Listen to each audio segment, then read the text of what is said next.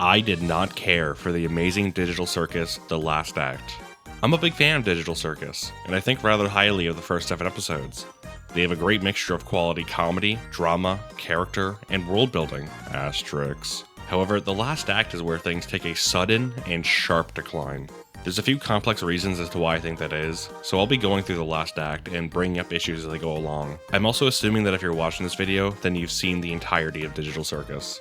It would help the viewing experience if you did, as there's a few terms and a good bit of context I won't be explaining here in full. The first 7 episodes are pretty good. I'd highly recommend them, and it's only 2.5 hours of content, but it's up to you. Either way, I'm gonna start now.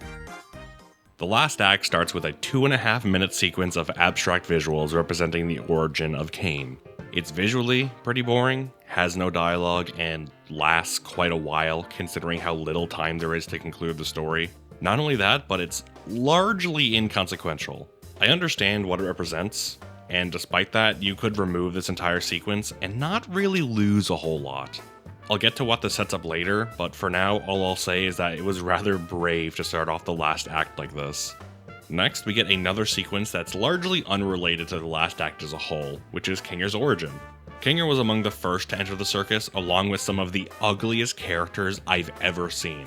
Like, I'd abstract as well if I spawned in as the polka dot egg. I think the designs in this show are generally really good, so I have no idea what happened here. By the way, I should mention it now, but just because I bring something up doesn't mean it's a massive problem. I'm going through everything in order. I just pointed out these character designs because I think it's funny how ugly they are. Scratch is the only guy I don't hate looking at, aside from Kinger and his wife, who talk to each other for less than a minute, which is a little disappointing. If we got to see a little more of their relationship, or Kinger's relationship with any of the original cast, then it would have made the hard cut to a lone Kinger seeing his wife be buried a lot more impactful. As someone who enjoys sudden, hard cut jokes, I found it kind of funny because I didn't really care about Queenie beyond her just being Kinger's wife, so it was a little amusing to see her get put in the frickin' dirt, dude. Of course, the more interesting idea of the flashback is that we get to see Kinger living out a lonely life. However, it's really short and solely consists of him just walking around for a bit. Kinger's isolation could have been expanded on a bit more, because apparently, Kinger was alone for so long that it drove him to the craziness he has now, but you'd be forgiven for thinking that he was only alone for like a day before Ragatha shows up.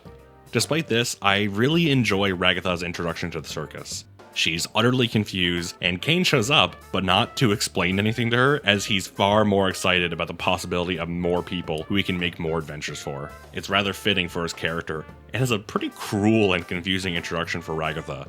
However, Kinger is there, and it seems like he's going to be putting great care into comforting Ragatha and guiding her through this life-altering experience. It's a rather bittersweet moment, but once again, it is pitifully short and has little to do with the rest of the last act. Now we get to the actual continuation of the story 5 minutes and 48 seconds into the episode. We continue off, seemingly a short time later after Jax tried to trap everyone in the circus, only for Cain to reveal it was all a prank. After episode 7, I really thought this would be a massive conflict concerning Jax's relationship with everyone else. Jax has been putting on a confident facade in front of everyone, and sans Pomni, this is the first time we see it not just slip, but fully come off. I thought this would lead into lengthy, heated conversations, but no. None of the characters even ask why Jax did it.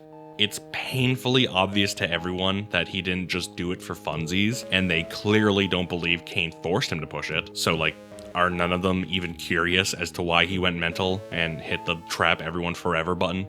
The fallout from this decision has the potential to be an entire episode in of itself, but the conclusion the cast reaches almost immediately is that doesn't really matter. We don't get to see the entire cast have a full conversation with the real Jax, and we never really do. Everybody moves on from Jax screwing them over in about a minute. It is incredibly disappointing. Moving on like the rest of the cast does, Pomni says they've all done bad things, and I find that really, really funny. Like, what the hell did Kinger do? Or Ragatha?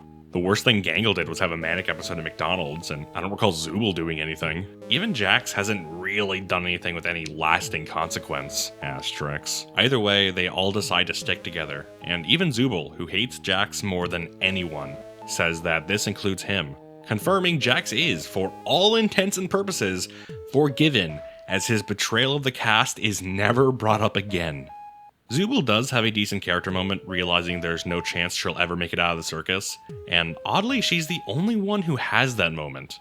Nobody else shares the regrets or feelings about having their one hope of leaving this place stripped away from them. Nobody talks about the future that was stolen from them, or what they might have had in their lives that they'll miss. Again, it's disappointing. We then cut to Kane, who's lamenting over how the cast doesn't love him despite how hard he tries to entertain them, and I think this is pretty neat. Kane has been forced to smile and grit his teeth through all the harsh words that are thrown at him daily, but here we get to see how much it really gets to him. At the end of the day, Kane really is just trying to help, and it's easy to see how he'd feel disrespected and unappreciated by the rest of the cast. Bubble, who up until this point has been pure comedic relief, suddenly becomes very serious and decides to torment Kane. I'll say it now, we never really get a reason as to why. Like, Bubble becomes uncharacteristically antagonistic to Kane, and then after this scene, Bubble is pretty much irrelevant. There are theories mostly involving Abel, but I think this is important enough where it deserves its own concrete answer. Like, this is the event that kicks off the entirety of the last act. It shouldn't be left to speculation. What was Bubble? Why now? Why can't Kane control him like everything else? We never truly find out. Bubble causes Kane to have a mental breakdown, and it's pretty good. It's satisfying to see him finally snap after having nobody care about him for so long.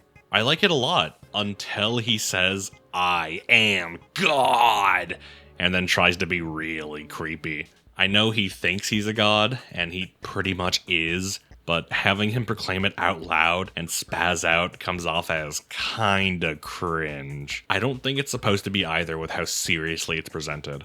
I would have toned it down just a bit. I would have simply had him pose like this for an unsettling amount of time, and then turn around and say, "Let's get this show on the road!" Kane goes to the cast and tries to get them to do a new adventure, but when they all say no because, obviously, Kane gets pretty serious. Up until now, he was fairly passive with the cast, however, he finally gets to display some real frustration with them and puts his foot down. The sudden change in tone with Kane really freaks them out, which I love. They're genuinely confused and a little frightened, like they never thought this could happen.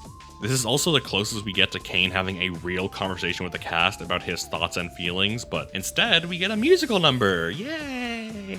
The musical number comes out of left field, and watching this in theaters, I would forgive an audience member for thinking the entire movie would be a musical. I don't know why it's a song. I think keeping up this threatening, serious tone with Kane would have been great, but like many other things in the show, we get so little of it. The message of the song is, play along with me, or I'll hurt you. Now, the concept of pain in the digital circus has always been dubious. Sometimes a character will get impaled with a spike and barely react. Sometimes they'll touch a hot grill and go, "Ah!" Sometimes they'll willingly be a suicide bomber and blow up all their friends. Now, the problem with this inconsistency is that I'm not sure how much I'm supposed to care about these characters getting hurt. Does it actually hurt them? Is it just discomfort? Does it just make them tired? I don't know. Ragatha can get dunked in a deep fryer for a funny joke, but then Kane can tear into her like a dog, and it's supposed to be a very serious consequence of not listening to him.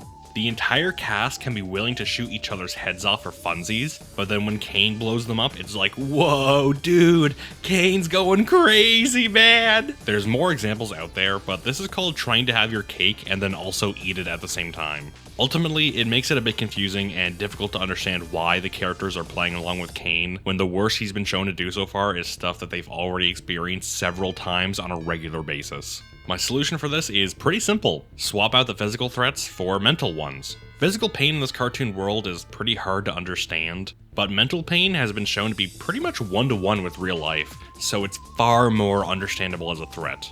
Kane can let the cast know that he has intimate knowledge of all their fears and insecurities, with a reminder that he can conjure whatever his heart desires. This might clash with the upbeat tone of the musical number, but I think it's worth changing or outright removing it to make Kane more of an understandable threat. After Kane makes his threat, we see the cast a few days later coming back from an adventure, and they're all pretty tired. I miss the adventures. It was so cool to see all these new environments and how the characters reacted to all these wild situations and wacky characters Kane would come up with. Since episode 6, everything's just been in the circus. I like the circus enough, but all the different worlds were such a big part of the appeal to me. I wish they didn't just abandon it. Anyway, The cast takes a break up in the cafe, and Jax tries to aggravate the others into yelling at him, which isn't even acknowledged, and Jax just says, "Nothing." Okay. I really like this moment.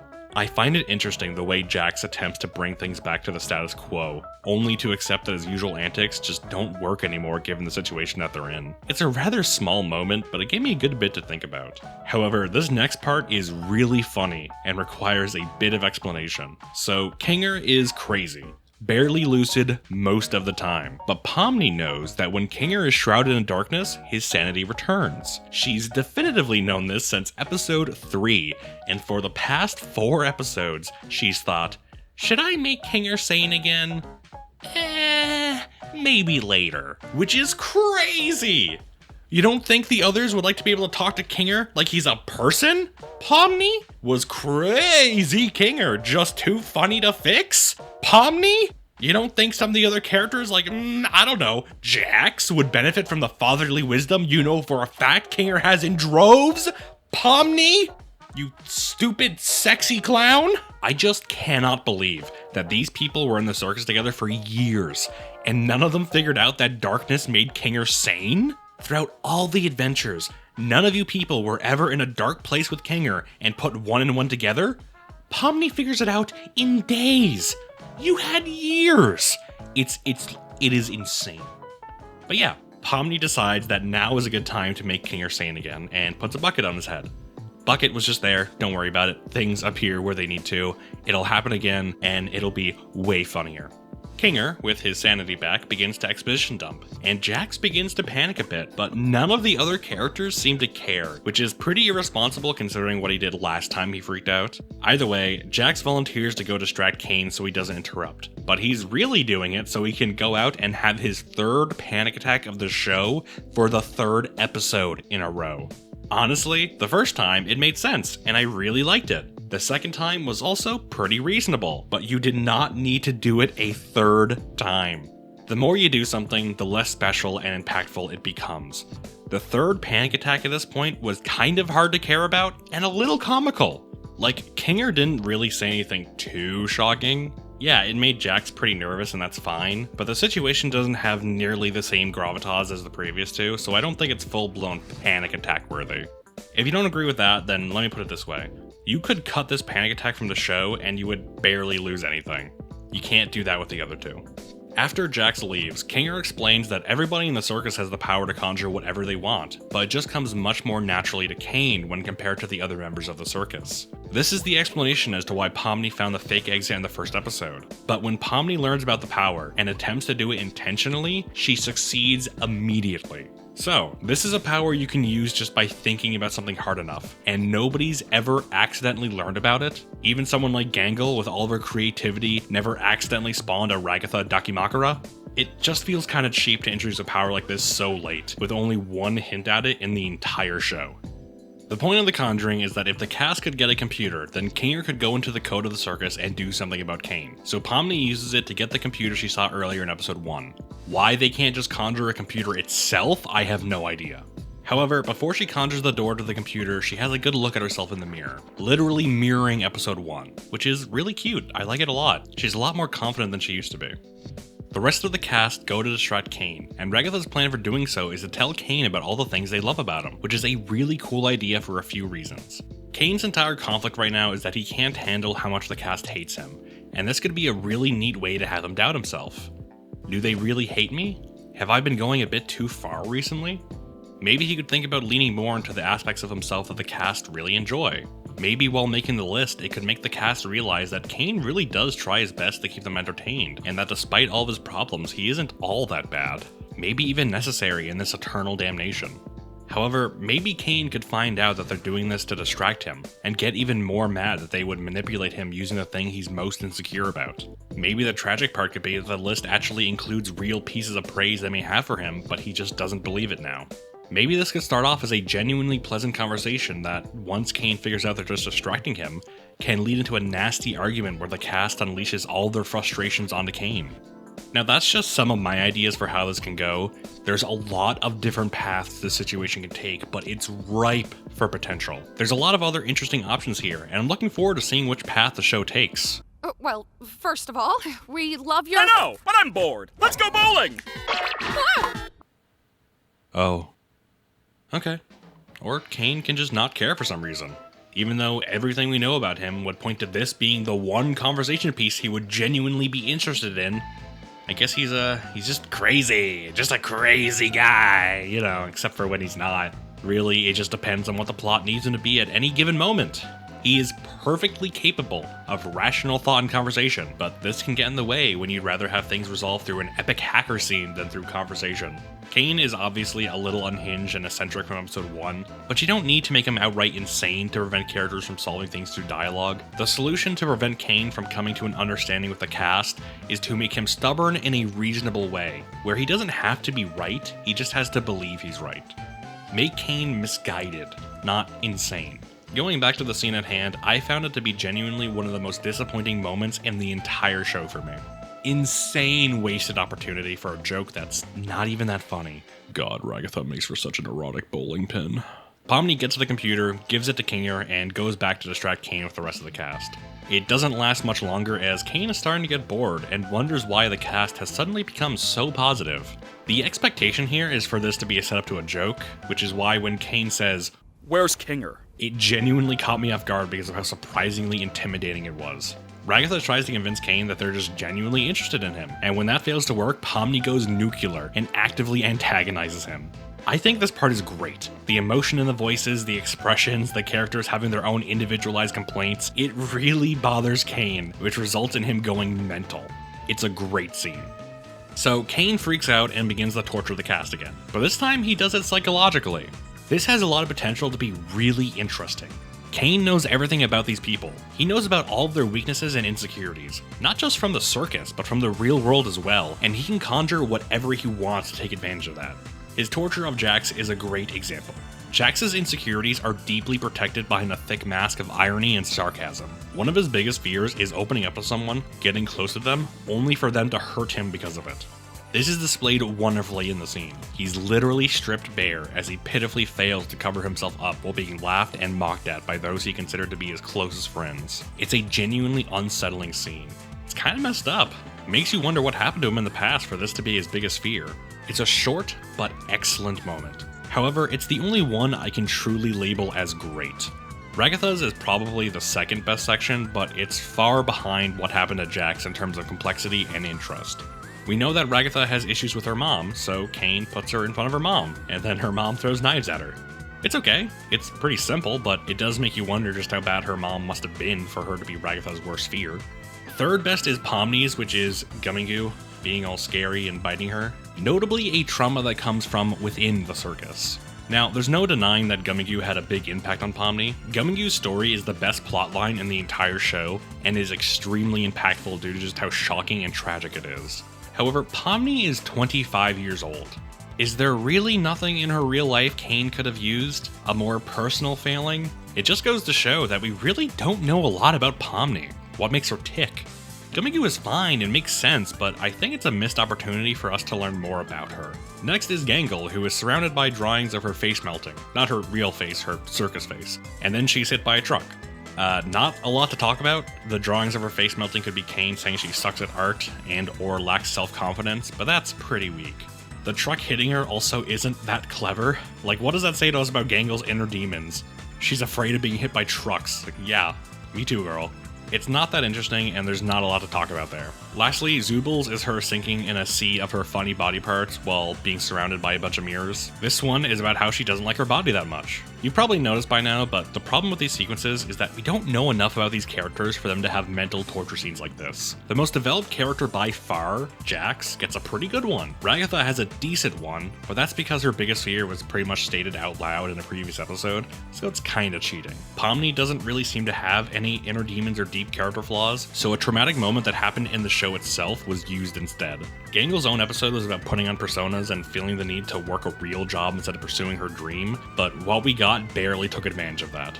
Zoobles is just really simple and boring, but I genuinely cannot think of anything else that Kane could have used to torment her. However, Kane knows everything about these people. Is this really the worst he could do for these characters? Are these people that shallow? Looking back, kind of.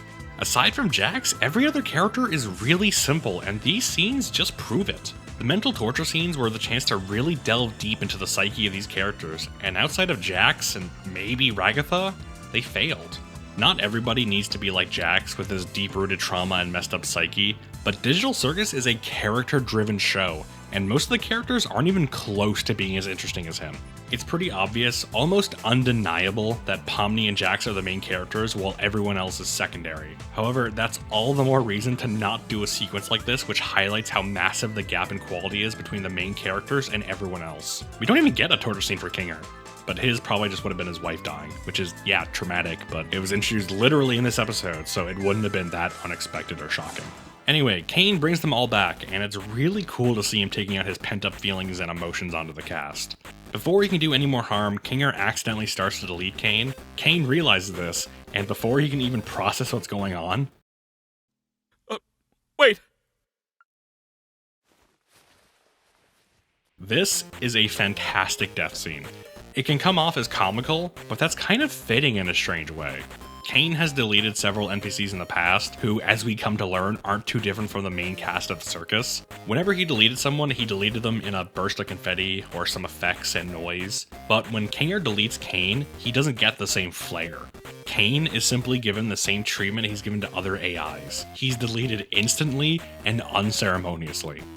Kane going back to normal and only being able to mutter out, wait, before just not existing anymore is excellent. It really makes you wonder what was going through his head in the 5 seconds where he realized he was going to die. What would any of us think if we suddenly learned we were going to stop existing in 5 seconds? It's kind of a terrifying, pitiable death, and Kane, the de facto god of this world, is killed just like that.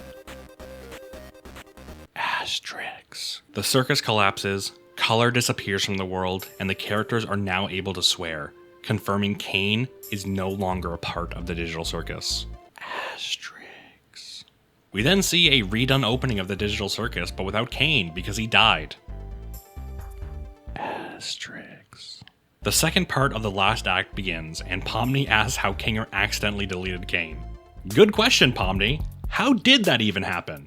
Well, if you look back and watch real closely, he fat-fingered it.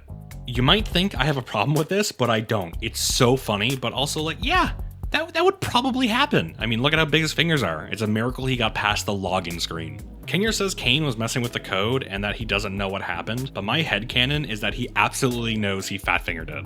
However, what was with all that stuff that appeared on his computer screen? Was Kane or even Bubble actually messing with the computer? I don't know. Jax is the only one who gets mad at Kinger and says, Are we all just supposed to forgive this? This guy messed up in the worst possible way he could. Now, we have nothing. He starts to get more confrontational with Kinger, but the others tell him to calm down. Jax responds with, He gets to mess up like this and everyone takes his side?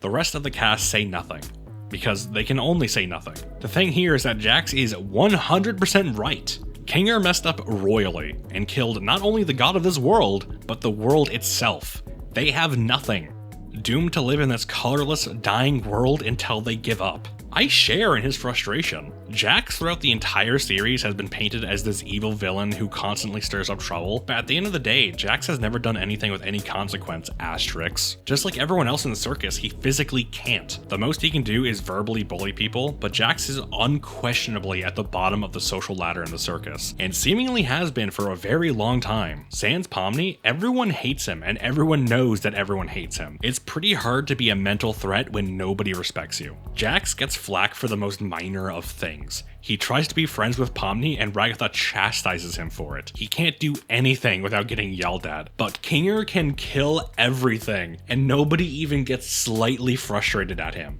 It being an accident does not change anything. He messed up more than anyone else possibly could and didn't get a percentage of the criticism Jax faces on a daily basis. It simply is not fair to Jax. This isn't a criticism of the show, far from it. I really enjoy this small moment for how much it encapsulates Jax and his treatment of the circus. I kinda just wish some of the other characters would realize this, eventually. Kinger, almost methodically, brings attention away from himself by suddenly bringing up how everyone in the circus is a brain scan, i.e. a copy of themselves from the real world. I don't know why he thought now was the best time to do this. It's kind of like going to a cancer patient and telling them they also have AIDS. This leads to the cast being forced to deal with the reality that none of them are quote-unquote real. They're all fake. They lost the coin flip. While they're stuck in here, their actual selves are out there, enjoying life. Maybe some of them had the thought in the back of their head, but now it's being brought right to the front. Jax shows the most emotion out of anyone, angrily and sarcastically congratulating Zubul for being able to leave her mark in the world, and Ragatha for being able to be with Mommy Dearest, before he realizes where his self might be in the real world and goes quiet. Ragatha cries, Pomni attempts to console her but tears up herself shortly after. Jax, with a blank stare in his eyes, just walks away. Gangle and Kinger follow suit, while Ragatha and Zubul just freeze. It's an okay scene, nothing wrong per se, but aside from Jax, it's very noticeable just how little emotion everyone is showing. Ragatha cries, but it's rather subdued. So is Pomni's, but she's trying to put on a brave front for others, so she somewhat gets a pass. Gangle has a little tear up while Zubul just stands there. Kinger goes off, but as we soon learn, he isn't really bothered at all by it. I would expect this information to elicit stronger reactions from these characters. Nobody ugly cries, nobody yells or screams. Sans Jax, they either sniffle, tear up, or do nothing. This is pretty devastating information for them, but I don't think their reactions fully convey that. I think this scene would have benefited more if the characters finally let burst the despair and sadness that's been dwelling up in the background of their hearts the entire show. Kinger's moved on, not even phased. My theory is that he always knew about the brain scan thing and only used it here to get Jax and everyone else off his back. He practices conjuring to plug in some of the holes, and Pomni joins. It's at this point she finally breaks down, blaming herself for everything. Hilarious considering Kinger is right in front of her! Jax is so right. Kinger has his third sit down and talk with a crying character. In fact, this is the second time he's done this with specifically Pomni. What I said about Jax and his panic attacks also applies here. The third time around, it gets kind of rote. Like, yeah, we've seen this. It's shockingly similar. It's not bad, but it'd be way more interesting if Kinger was the one blaming himself, as he should, and their roles were reversed, with Pomni being the one having to console a weakened Kinger. It'd not only be different, but also show how much Pomni has grown, going from consoled to consoler. In fact, this is a chance for Pomni to gather everyone. After some time, she could talk to the others, raise their spirits, and become the new ringleader of the circus who binds them all together. However, that doesn't even come close to happening. Everyone just comes back. They just do. During a somber musical montage with no dialogue, they all just gather together. It's really short and very boring. It completely undoes the split that just happened. We don't get to see why they feel better. Did they really just need a little bit of alone time to come to terms with everything that just happened?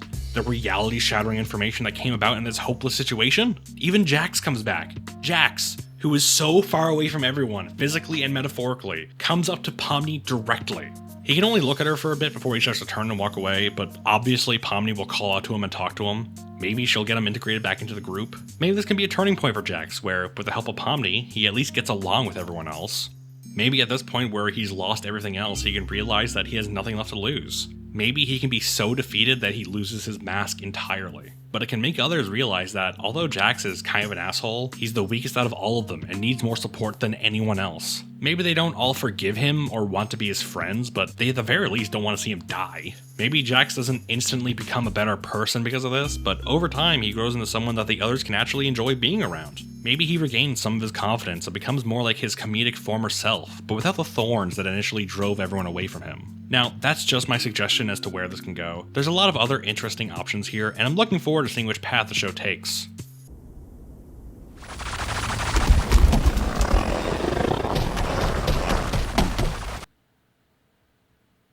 Oh. Pomni says, I wish I'd pried a little more.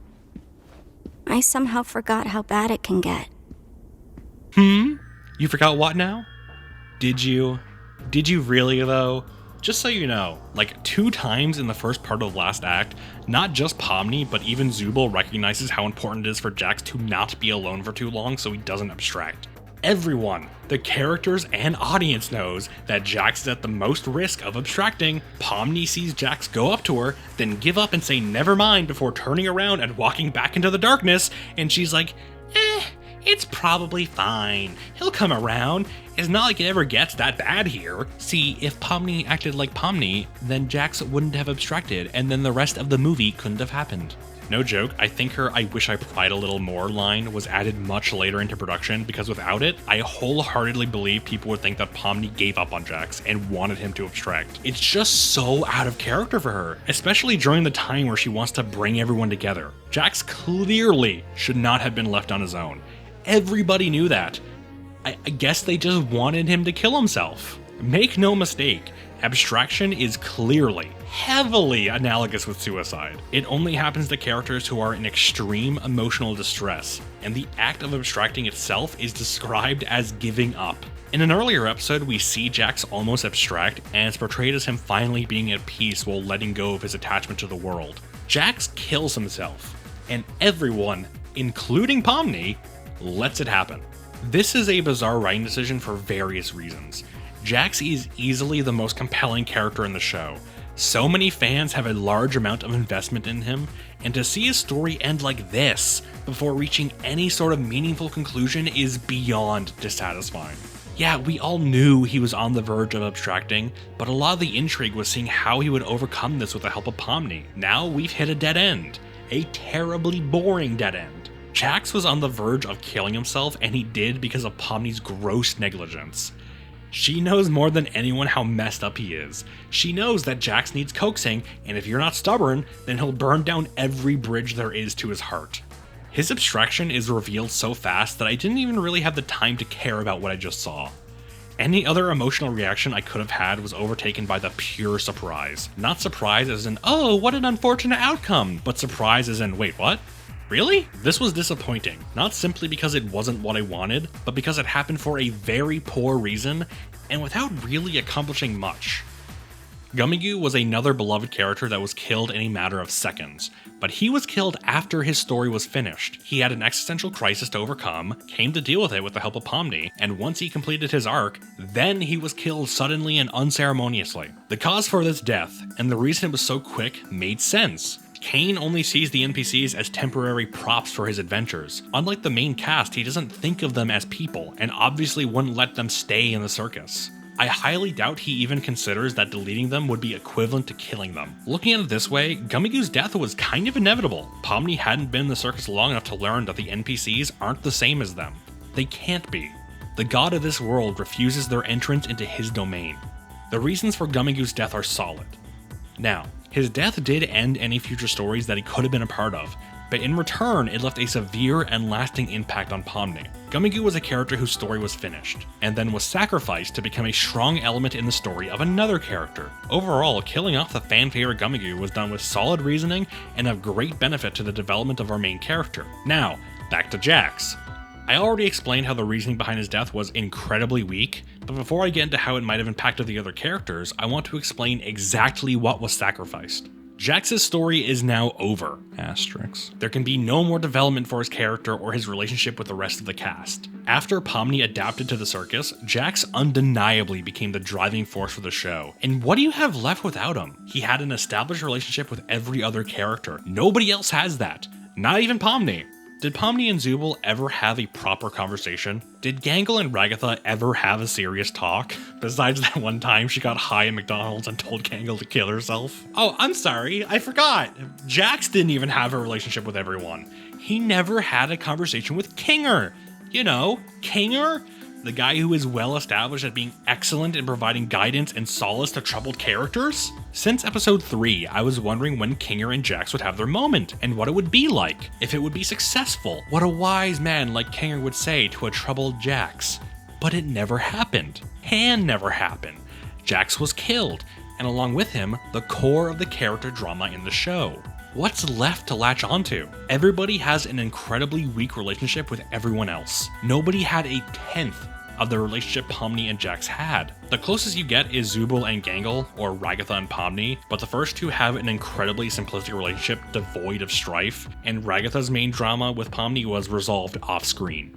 The remaining characters all just get along with no problems. Something I love in a show that's built around that concept, but Digital Circus was presented and developed as a show driven by its character conflicts and drama.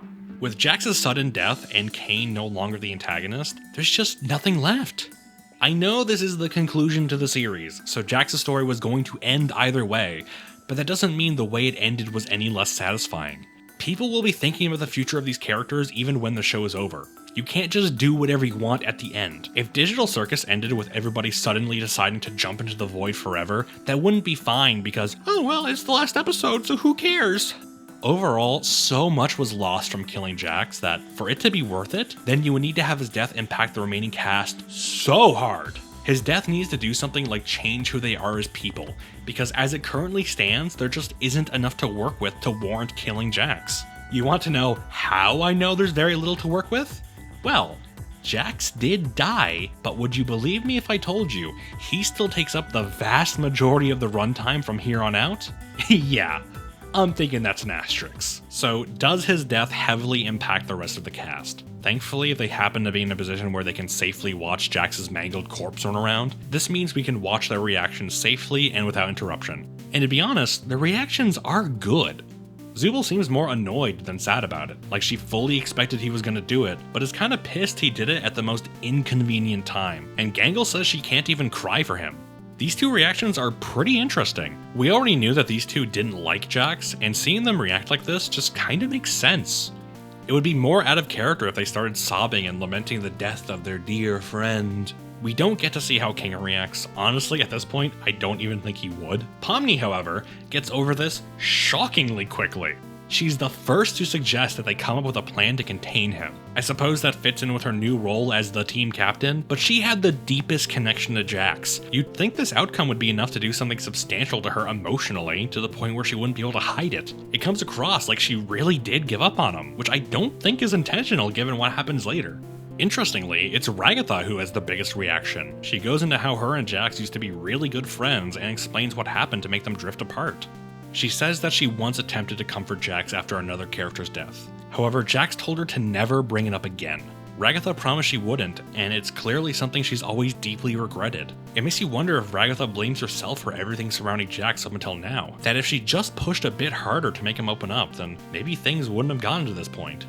Ragatha and Jax have always been at odds, but there was the implication that their relationship wasn't always so terrible, that they had some history, and this is where that's finally paying off. It's real good stuff. The writing, and especially the acting, are grade A. I wish Pomni had a similar reaction or story. She could tell Ragatha about their falling out in episode 6 and how maybe she has similar regrets. Instead, Pomni says Ragatha was her first friend in the circus. She then declares that Ragatha is still her closest friend and embraces her. Pomni's response to Ragatha is fine, but feels inelegant. Her response is short, and has little to do with what Ragatha just talked about. It can kinda come across as, yeah, you messed up with Jax, but at least you did good with me, which is funny considering how little screen time these two have together.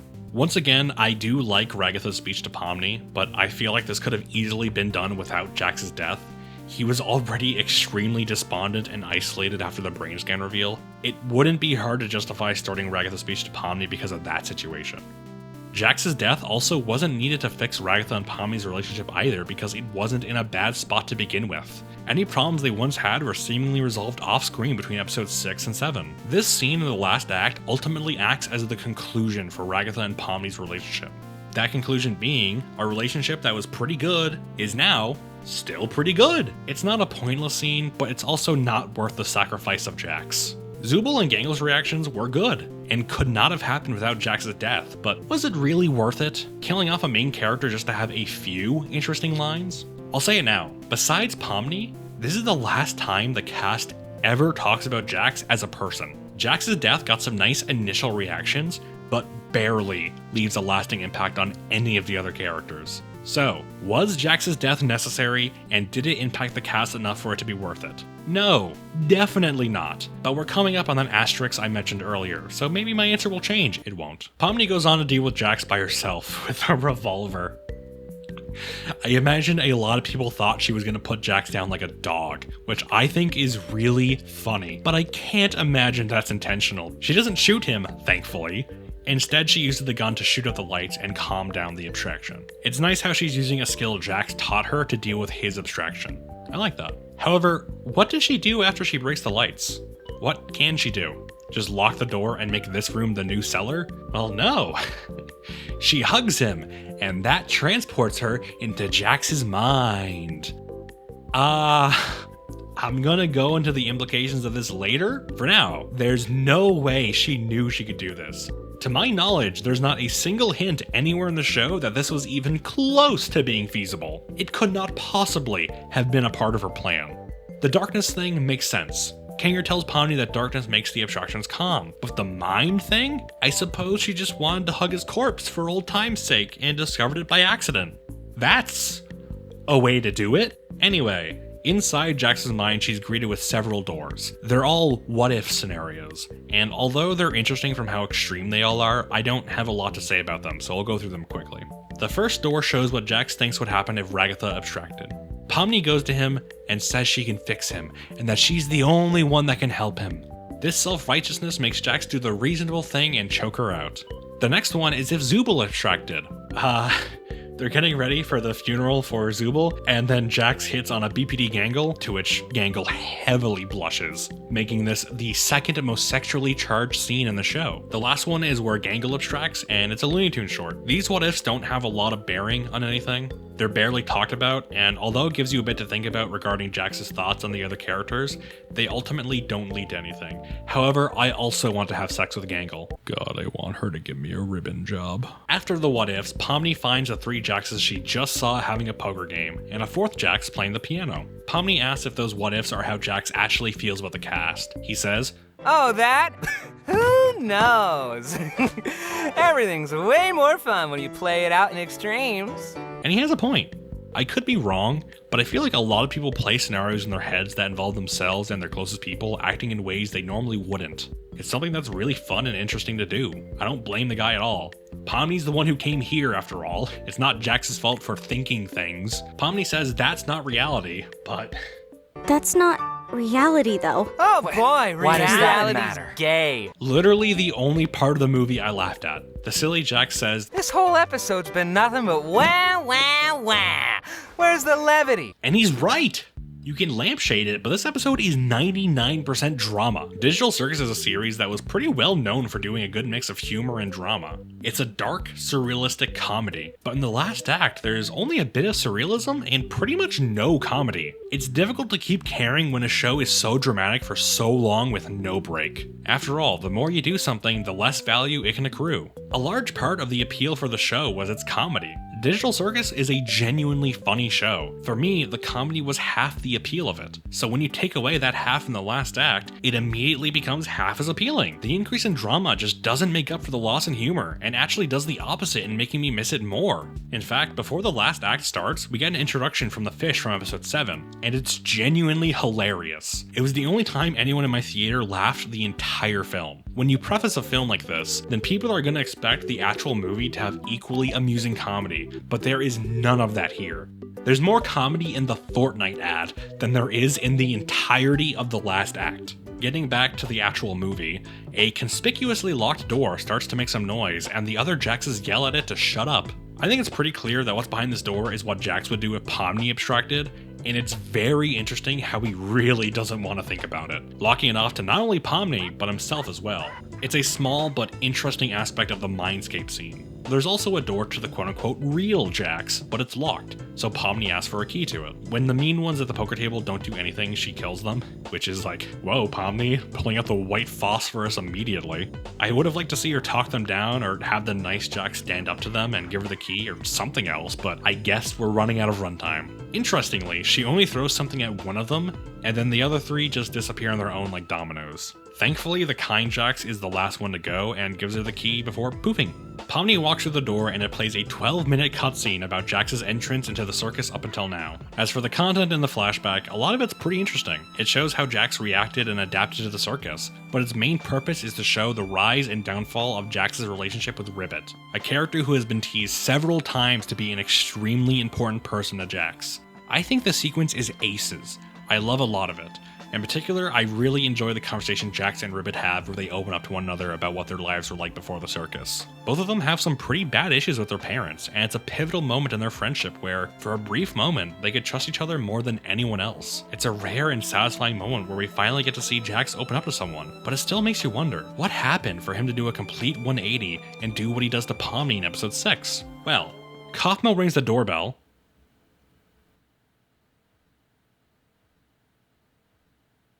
That's it! This is the event that causes Jax to tell Ribbit nothing he just said was real and then avoid her until she kills herself? Really? That's the thing that causes Jax to reject both the sexy frog lady and the cute clown girl?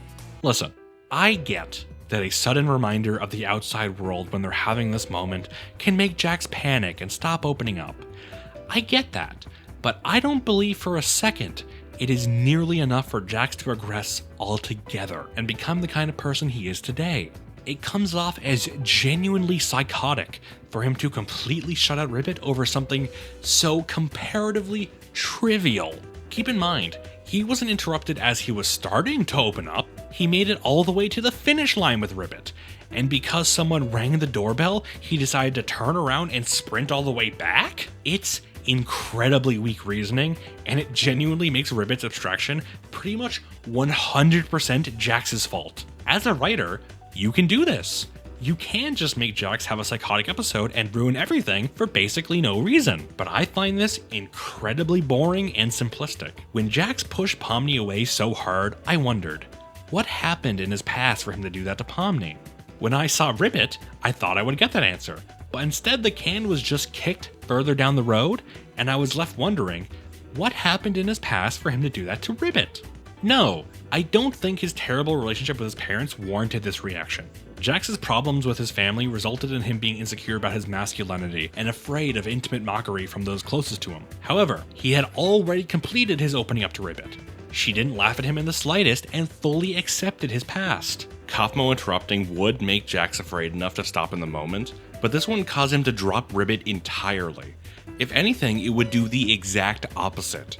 Jax has finally found someone who accepts him for who he is. Someone who he can trust with his deepest secrets. He might even believe that she's the only one who he can ever trust. Realistically, he would attach himself to her and never let go. I believe something more severe should have happened to make Jax regret opening up.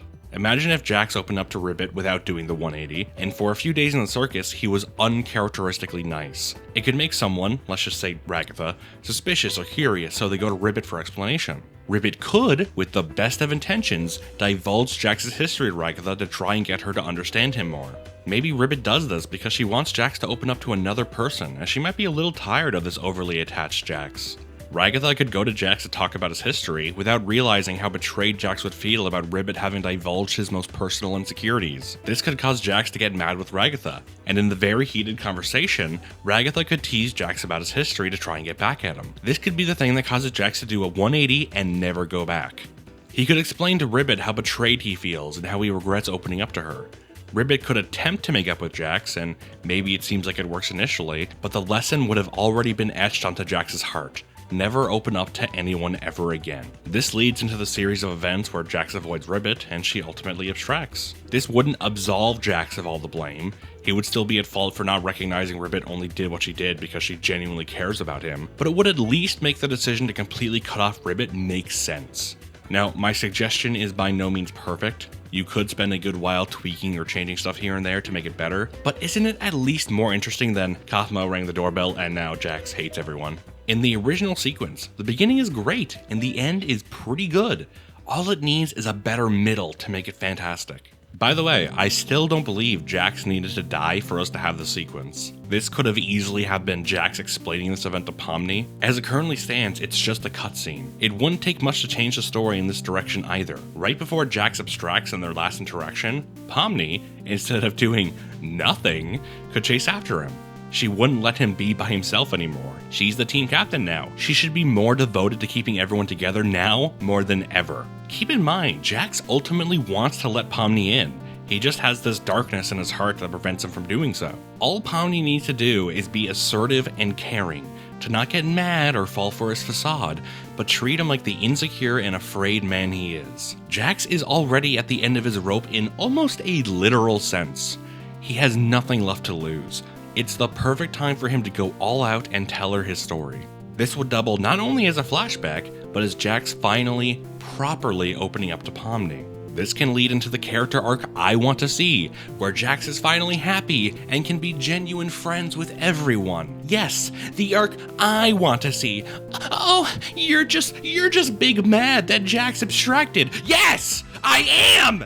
I like Jax! I want to see him happy and make friends and not end up as a SeaWorld attraction. Is that so wrong? Is it so wrong that I don't want to see my favorite character kill himself and end his story without completing his character arc? I'm not mad. After the flashback, Pomni comes face to back with Jax. With no idea how to start the conversation, Pomni just speaks something from the heart. I didn't know you could play the piano. A conversation started that comes from a genuine place of curiosity and interest about Jax. It prompts a very natural response from him. I only know like 2 songs. A shockingly normal yet natural start to the conversation given the situation, and I really like it. The rest of the scene is bursting with emotion. The writing, the music, the acting, and the visuals all combine to create something wonderful. Jax asks if Pomni's here to mock him for all his mistakes or tell him what he already knows, that he's a terrible person. He asks, why do people still care about me? They're not supposed to care. Not supposed to miss me or love me. He desperately wants Pomni to leave him alone, but she won't. Pomni simply embraces Jax and says, You should have just talked to me, man. He replies, It's too late.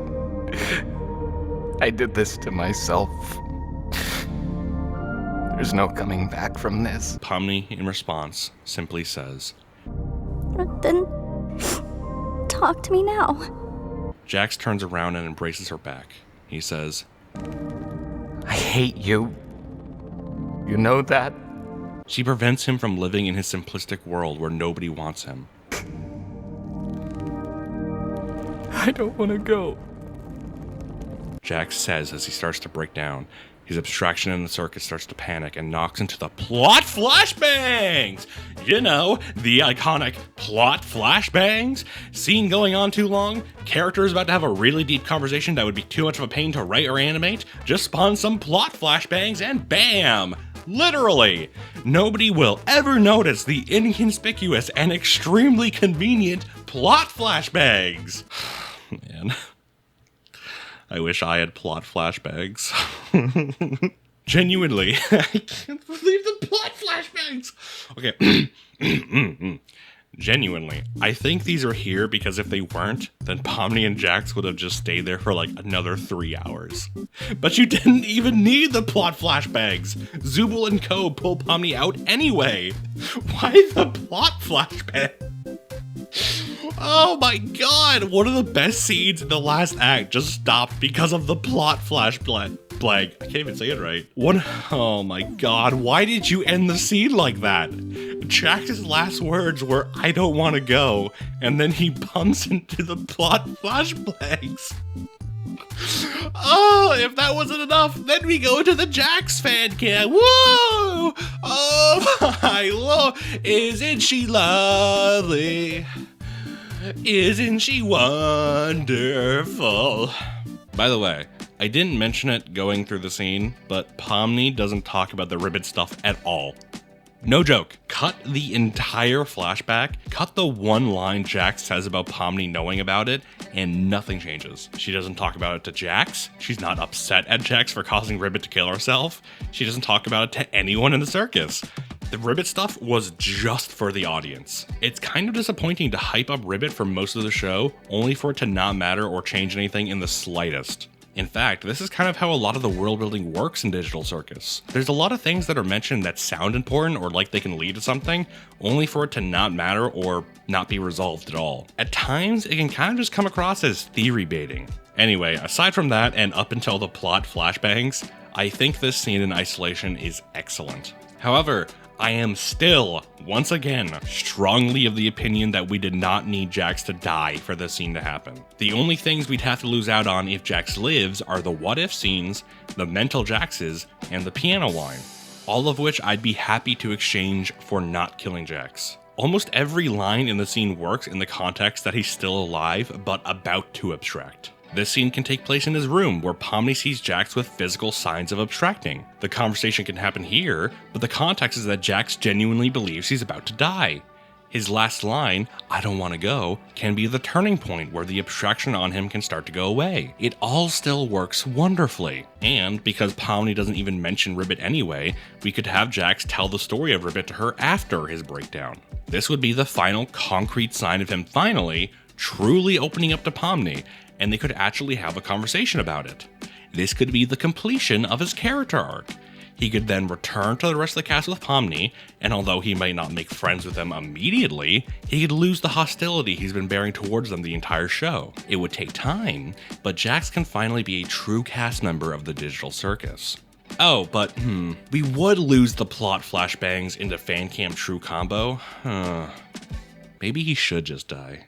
Speaking of the plot flashbangs again, a criticism I have for a lot of Digital Circus is how they pretty quickly drop that this is supposed to be a terribly programmed video game world. They do a lot of it in episode 1, and it's pretty central in episode 2, but as the series went on, they pretty much forgot about it, only using it as a convenient plot device. I think its lack of use in later episodes really takes away from the aesthetic and atmosphere of the show. Considering the bump in animation quality as the episodes go on, I think keeping the terrible game engine aspect was important in reminding people what kind of world this is. Outside of Gummigu's episode, they only really ever use Gmod prop glitching, but there's a lot of other aspects to glitchy stuff in games they could have used. Duplicating items, broken skyboxes, lag, audio issues, and that's just off the top of my head. Overall, I think it's a missed opportunity.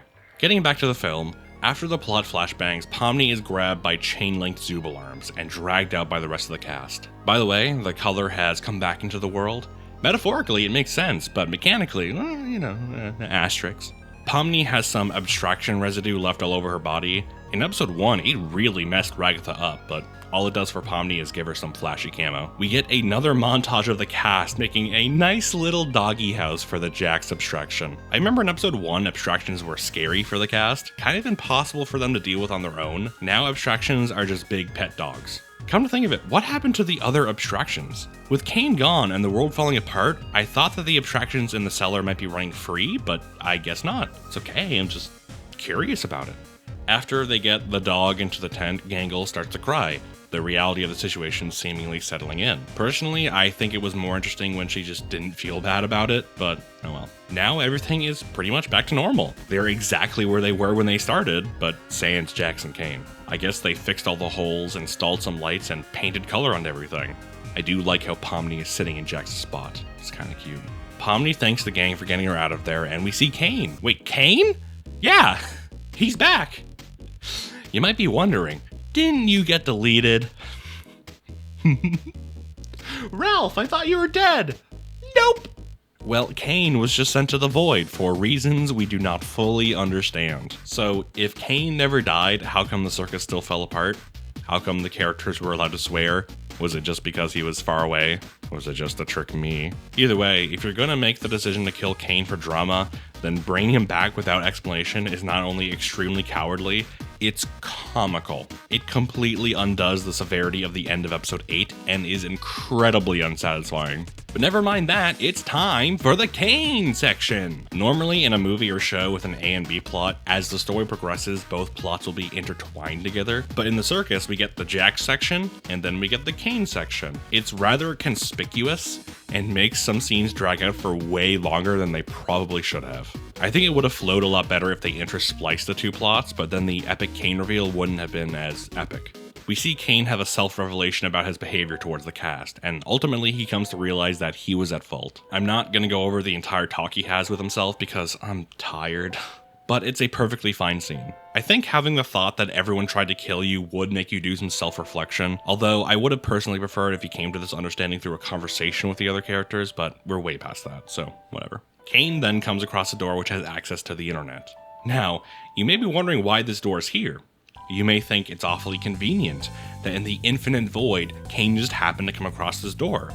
You may think it's awfully convenient that this door happens to be the gateway to the internet. You may think it's awfully convenient that this is the only place where Kane can access the internet. You may think that all of this is awfully convenient and comes out of nowhere, and you would be correct.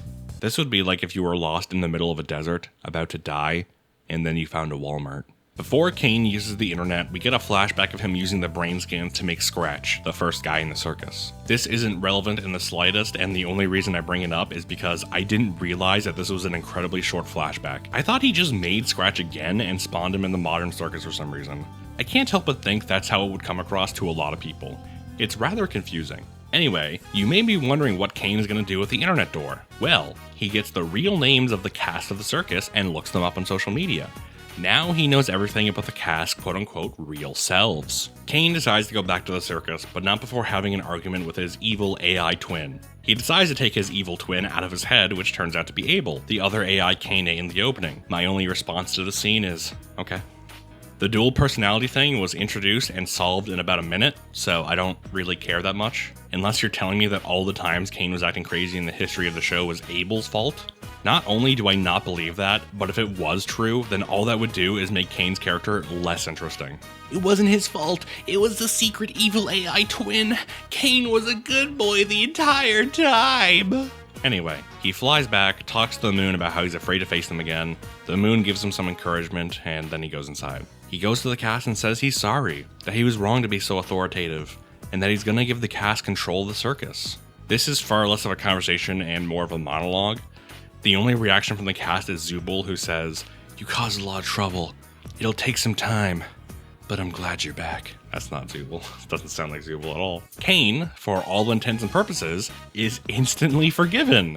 He did so much worse stuff than Jax and gets no punishment. Oh my god. However, Jax, no. Jax had to die. He needed to kill himself. His character deserves it. He needs to suffer. I'm not mad. Kane asks if they need help with the Jax abstraction, and they say, no, not yet. That's the last time Jax is ever mentioned. I'm not mad. However, think about this from everyone else's perspective besides Pomni's. Like, she knows the context as to why Jax has been deteriorating since the end of episode 6, but to everyone else, Jax was just this giant gaping asshole who complained a lot and then killed himself. Nobody even asks Pomni about him. She doesn't mention it or talk about him to the others at all. It's like she never even cared. Come to think of it, she might not. Now that the Jax abstraction is in its tent, can't Pomni and the others just go into the Jax mindscape whenever they want to? As long as it's dark and there's no more plot flashbangs, they should be fine to do so. But this idea isn't even mentioned, and instead Jax's corpse is doomed to live its days as their pet. It's pretty messed up when you think about it, but he was mean. Kane though? Oh no, he's fine. He can hang around, whatever. Bygones be bygones. It's fine. I'm not mad. I just want Jax to be happy and be friends with everyone and have sex with the erotic clown girl, but now he's a dog in his little doggy house. I'm not mad. Lastly, Kane has something he wants to show everyone, so they all gather around the show stage and it's a literal, in-universe, where are they now section, detailing the lives of the quote-unquote real circus members after they were scanned. I'm gonna be real. I don't care about the lives of the quote-unquote real cast members, and I think it was a massive mistake to show them. The human versions of the cast members are, at this point, just different people. They're not the same as the characters we know in the circus. They've had vastly different experiences and developments over the course of the show, and even before then. They might as well be complete strangers. I have zero emotional attachment to the quote-unquote real cast, and the members of the circus should feel similar. Sure, it makes sense they would be curious, and it might be nice to see them get some closure, but I think you're sacrificing a lot to get this payoff. A large part of the premise of Digital Circus was having to abandon your old life and adapt to becoming a new character in this bizarre world. It's bittersweet in that, even if you make a good life for yourself in the circus, there's still that part of you that thinks about your old world. What it might have been like if you were never transported, what kind of person you might have become, and what exactly the nature of your existence means. Questions that you could think about, but never get answers to. However, now everything is just resolved. The cast don't carry these burning questions in their hearts anymore. They're fully aware of their situation, quickly came to terms with it, and don't have any more questions to ask. This reveal, along with some others, removed a lot of the melancholic and mysterious aspects of the Digital Circus. By the way, it's a good thing that every character's real-life counterpart happens to be living a really nice, heartwarming life. It's amazing that every single one of them are living a life that's better than when they initially went to the circus. What if everyone was living a better life, but then it goes to Gangle, and Kane's like, oh yeah, you died. Anyway, Ragatha, you have a real estate firm. Zubul, you have your own bar. It's too idealistic for me, and was clearly done just because we needed the end to be a real feel-good moment. Wouldn't it have been interesting to see a character whose life is actually better off in the circus? Like Ragatha's human became a drug addict, and Ragatha herself dodged a bullet by getting put in the circus? Or if Kinger's human just died from a heart attack, and now the only version of him that's alive is the one in the circus? That could have been something. Lastly, I don't care if Leroy's life is on the up and up. I didn't follow Leroy for 7 episodes in a movie. I never connected with Leroy, and I don't care about him. The character I did follow and do care about killed himself. His corpse is currently living in a doghouse, acting as a pet for the rest of the cast. I'm not mad. Kane, of course, had to use the internet to get all this information about the human cast members. And you think this would change absolutely everything about the nature of the circus and the people within, but the show does account for this. Poorly. When Kane is using the internet, there's a Wi-Fi symbol slowly going down, which is supposed to signify that Kane is slowly losing access to the internet the more he uses it. But, like, that's not how the internet works. It's not like Kane only had 100 internets and he used them all on Instagram and Facebook. The door to the internet says it's public Wi-Fi. There's no reason to assume he'd lose access to it. Unless the cafe he's leeching the internet from happened to go out of business as soon as he finished looking at the cast members, then he just wouldn't lose access to the internet. I feel like this is something that's important enough to be addressed by the characters, but none of the cast even recognized that for Kane to get this information, then he had to have used the internet. I suppose that would have been too much of a pacebreaker for our heartwarming conclusion. Anyway, I really enjoyed the montage at the end. It's pretty satisfying to see these characters finally be able to enjoy this world to the fullest. I just wish the way we got here was a bit better, but ultimately, everyone got to live happily ever after. But not Jax! Fuck Jax! We hate Jax! He gets to be a dog now forever! Look at him swim! I'm not bad. In conclusion, I believe that the Amazing Digital Circus The Last Act was of middling quality. It was disappointing and is not an ending worthy of the episodes that came before it. There are some good things in it, some really good things, but they're overshadowed by various poor writing decisions that ultimately result in a lackluster conclusion to a story that had so much more potential. To be honest, I don't think The Amazing Digital Circus is the kind of show that had to end only after 7 episodes and a movie. The concept is ripe for storytelling. The amount of freedom you have to explore these characters and put them into any world you can possibly think of is unreal. Most writers would kill to be able to write for a show like that. But now it's over. Digital Circus could have been a fantastic episodic series, with character relationships and arcs developing loosely over the course of several seasons. Honestly, the show that Digital Circus reminds me the most of is Futurama, another dark comedy isekai known for its great humor, interesting characters, and bizarre worlds. Imagine if Futurama was 7 episodes and a movie long, with most of it taking place solely inside Planet Express. Yes, I know Digital Circus is an independent production and there's no possible way they could produce several episodes in a timely manner that look this good. However, do they need to look that good? Yes, I would sacrifice animation quality for having more than 4 episodes a year that last no more than 30 minutes apiece. Digital Circus looks fantastic, but I think it can get away with just looking good or even okay. The setting of Digital Circus is a terrible video game cartoon world running on a computer that looks like this. I think they could have gotten away with having things look a bit cheaper. Honestly, if every episode had the same animation quality as the pilot, then I wouldn't mind at all. It's not like Futurama was known for its stellar animation quality, but it's still wildly beloved thanks to its writing. The Amazing Digital Circus had so much potential. Don't get me wrong, I'm happy with what we got, but I just wish we got more. More worlds, more adventures, more jokes, more of these characters, more of Jax. I can't believe they killed Jax. How am I supposed to enjoy my AO3 Pomni X Jax erotica fanfiction without my Jax? I'm so mad.